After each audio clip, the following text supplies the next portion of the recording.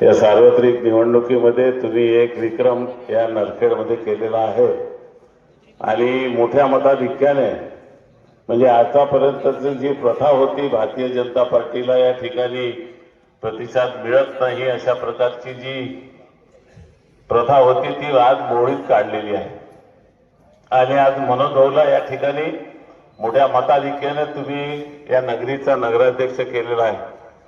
मंचावर उपस्थित सन्माननीय सुदर्शन नवकरेजी, कठारेजी, श्यामरावारेजी, मंचावर उपस्थित सगळे सन्माननीय मंडळी आणि निवडून आलेले सगळे नगरसेवक बांधव, नगरसेवक भगिनी आणि निवडून देणारे या गावातील माझ्या कुटुंबातील पितृतुल्य मंडळी, वडीलधारी बांधव, युवक बांधव, भगिनी, उपस्थित मित्रांनो, एक चांगला विक्रम आपण या ठिकाणी केला। भारतीय जनता पार्टीचं जे सूत्र आहे, देवेंद्र फडणवीस साहेबांनी म्हटलं आहे की महाराष्ट्राला आता पुढे न्यायचं आहे। आपले पालकमंत्र्यांनी म्हटलं की नागपूर जिल्हा पुढे न्यायचा आहे आणि तुम्ही ठरवलं आहे की आता नरखेडही पुढे न्यायचं आहे। याला काटोलच्या पेक्षा सुंदर या ठिकाणी आपल्याला करायचं आहे। आपण आपलं काम आज या ठिकाणी संपवलेलं आहे। आता आमचं काम या ठिकाणी सुरू होणार आहे। मनोज भाऊ, आता तुम्हाला विचारत होते का आता तुम्ही मला साथ देणार आहे का? तुम्ही तर साथ दिला, आता यायलाच काम करायचं आहे। आता तिथं आता ज्या ज्या लोकांच्या त्या मनोकामना आहे त्या पूर्ण करण्याची जबाबदारी लोकप्रतिनिधी म्हणून आपली आहे आणि यांच्या परीक्षेमध्ये आता खरं उतरण्याचं तुमचं आता आजपासून काम त्या ठिकाणी सुरू होणार आहे। आणि म्हणून मनोज भाऊ, माझी आपल्याला आणि सगळ्या बांधवांना या ठिकाणी विनंती राहणार आहे, या शहराला पुष्कळ काही पाहिजे आहे, पुष्कळ काही या गावाकरता करायचं आहे। आता जे का भावानी सांगितलं की माझ्या घरी नळ नाहीयेत, तर जरा पैसे तुम्हाला आपल्या गावाकरता भरपूर आपण दिलेले आहे। चांगल्या पद्धतीचं काम करून या शहराला चांगल्या पद्धतीनं तंत्र्यांकडून आपण थोडा विचार विनिमय करू आणि 24 तास पाणी ह्या नरखेडच्या नगरीच्या लोकांना कसं देता येते यावर फक्त प्रामुख्याने कटाक्षाने आपल्याला त्या ठिकाणी लक्ष द्यायचं आहे। टोटी उघडा आणि पाणी घ्या अशा प्रकारची योजना या गावामध्ये राबवण्याचं काम आपल्याला पुढच्या काळामध्ये करायचं आहे। नदीचं सौंदर्यीकरण आहे, पुष्कळ काही करायचं आहे। स्विमिंग पूल बी बांधायचं आहे, खेळाचे चांगले मैदान बी असले पाहिजे।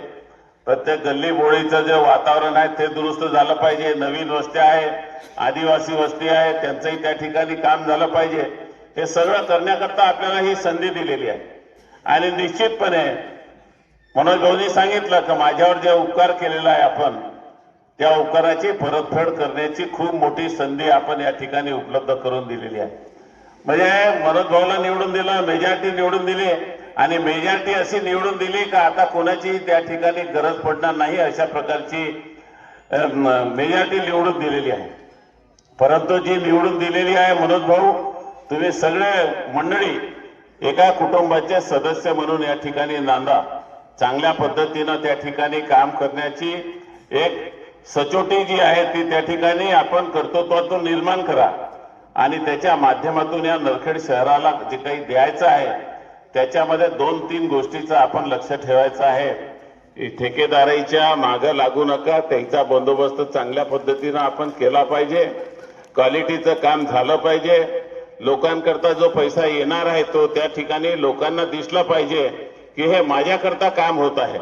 अशा प्रकारची भूमिका आपल्याला पुढच्या काळामध्ये ठेवावं लागणार आहे, कारण की काम करणं हे महत्वाचं नाही आहे, काम कशा पद्धतीनं केलं आणि कोणासाठी केलं हे जास्त महत्वाचं राहते। आणि खरोखरच काटोल सारखं जर नरखेड आपल्याला करायचं आहे, या काही 4 गोष्टीचं आपल्याला त्या ठिकाणी निश्चितपणे त्या गोष्टी आपल्याला पथ्य त्या ठिकाणी पाळणं अत्यंत महत्वाचं राहणार। आणि म्हणून केंद्राची योजना असो, राज्याची योजना असो, सगळ्या योजना आपल्या गावामध्ये निश्चितपणे मोठ्या प्रमाणामध्ये राबवण्याचं काम आपण त्या ठिकाणी हाती घेणार आहोत।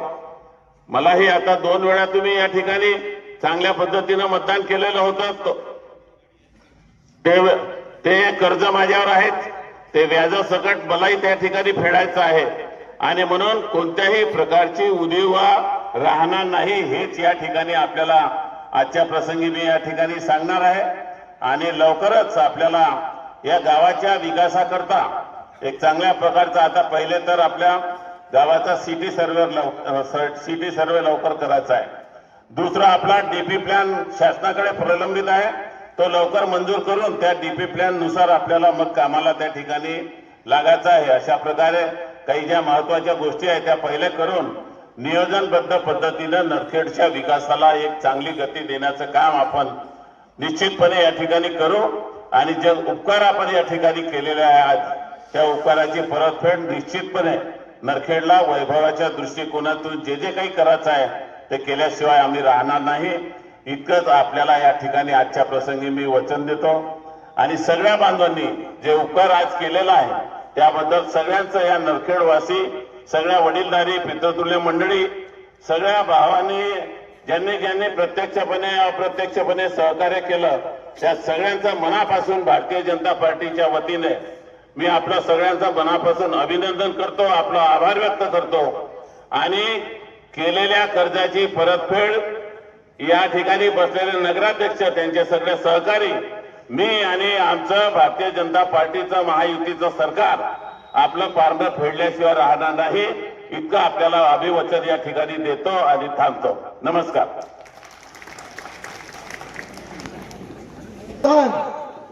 राष्ट्रगीत शुरू करेंगे. शुरू कर. जनगण मन अधिनायक जय भारत भाग्य विधाता.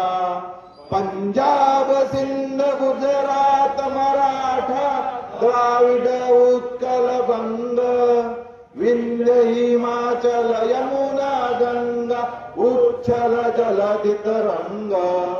तव शुभ नामे जागे तव शुभ आशीष मागे गाहे तव जय गाथा. जनगण मंगलदायक जय हे भारत भाग्य विधाता. जय हे जय हे जय हे जय जय जय जय हे. भारत माता की, भारत माता की.